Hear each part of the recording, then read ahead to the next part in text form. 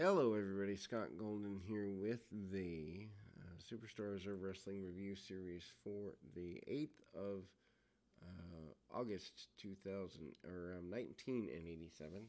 Wish Superstars and good wrestling was still around in the 2000s, but not so much. Anyway, um, obviously we don't have as many of these Superstars of Wrestling series left, so we always take advantage of them when we get them. 8887 is a relatively benign show from the standpoint that it's not really something that desperately needs to be there, but at the same time, is a perfectly fine show as it is, as it was. And anyway, we continue forward into that run. Uh, this is a couple of months, obviously, after the um, WrestleMania 3 ordeal, and obviously also we don't have SummerSlam, so we're kind of in limbo by the time period anyway. But we move forward into the this summer, and including the announcement, Jimmy Hart has been rejected in the battle for Bam Bam Bigelow. Tito Santana and the Junkyard Dog and Hillbilly Jim defeat Don Morocco, Bob Orton, and Joe Murto. When Santana pins Morocco 302 after Orton pushes Morocco over as he attempted to do Orton's superplex, and Santana falling on top afterwards. This is kind of the, I guess you'd say, the wonder that is the breakup of Orton and Morocco. Mr. Fuji not happy with that, obviously, but these six-man tags just to fill time, not exactly great, but they're just trying to get the Superstars brand over, one would imagine, and also kind of put major stars on the program. Hillbilly Jim comes in and squares off with Don Morocco a little bit. Junkyard Dog comes in. Junkyard Dog, by this point in 87, starting to show a little wear and tear. Well, actually, more than a little, but we're trying to be kind. Orton comes in, and you can see some early miscommunication with Orton and Morocco. Santana sends Orton up and over. Really basic maneuvers here, nothing terribly wonderful. Big body slam by Santana. Santana certainly has fallen off a little bit since losing the Intercontinental Championship a while back, and hard shots by Morocco, by Orton. Orton tries to set up the top rope superplex, doesn't get what he wants out of that, and the miscommunication between Morocco and Orton leads to them going at it. Morocco getting punched in the face post-match, and they brawl around, break up between the two of them. Orton pretty well done with the promotion within a couple of months after this. He's not around for Rumble 88, for example, so done after a little bit after this. But there is a big body drop by Morocco, who, for the record, ends up being the babyface in the feud between the two.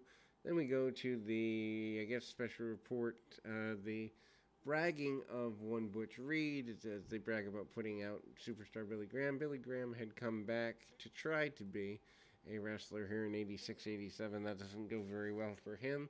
They show his foray into that, and the attack by the one-man gang and Butch Reed, putting superstar Billy Graham out of action more permanently. Then we go to Smash and Axe of Demolition, remaining in pretty good control of the enhancement match that follows here. Obviously, these two guys have Mr. Fuji already. Steve Aoki and Brady Boone. Axe pins Boone after the Demolition Decapitator.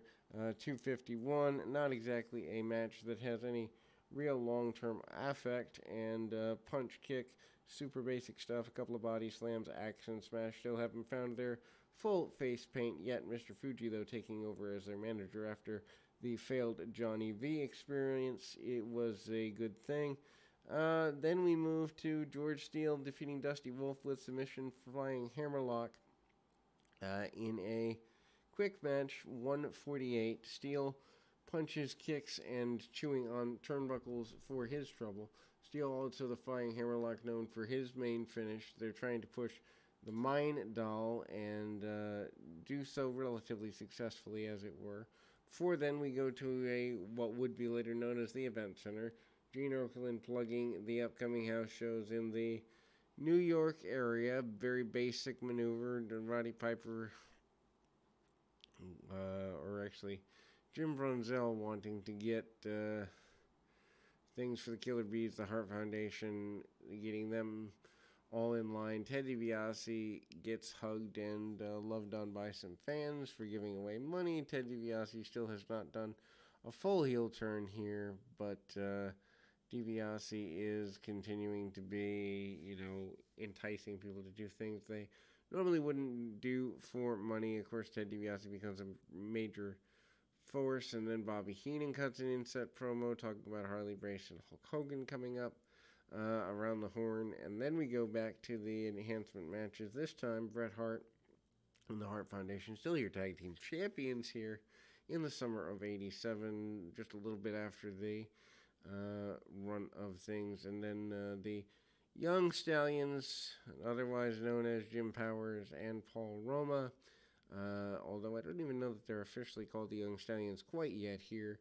Mr. T is the special enforcer referee in that process. They, I guess, had brought Mr. T back on a consistent basis to combat Danny Davis. The idea originally was for Davis to fight Mr. T at the house shows, although I don't really know that that ever happens. Cut off of the ring by the Hart Foundation, Bret and Jim doing some pretty good stuff. Danny Davis also out there with him. Stun gun type maneuver by Jim Neidhart, and doesn't get everything he wants on it, but uses his power to keep things at bay. Speaking of power, Jim Powers comes back in, hits a series of drop kicks, and keeps his adversaries at bay while leading them to drop down and clash together. Mr. T does the outside ring enforcer thing while the champions continue to get the advantage, but there's a bit of breakup there. Bobby Heenan interviewed on the podium with the Islanders, basically letting it be known that he thinks things are better now that the Islanders are under his tutelage, and that the British Bulldogs will be eliminated as a result. Jake Roberts up next in an enhancement match. Big body slam on his adversary here, which happens to be, I believe, Barry Horowitz here in this particular run. Yeah, beating Barry Horowitz in 109. Big body slam, short clothesline, and the DDT. Jake Roberts, pretty well a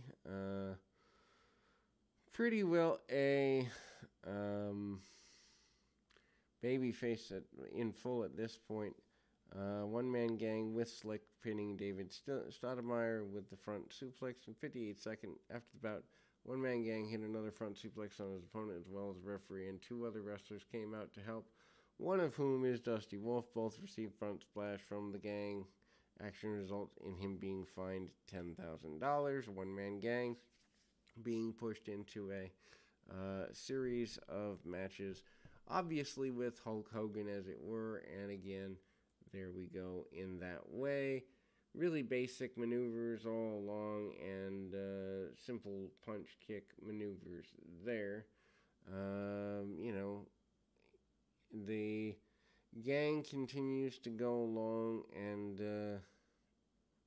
hit a run of things there. Jimmy Hart is disheveled over not getting the contract to Bam Bam Bigelow. And we close the program for this particular time. We'll be back with more right after this.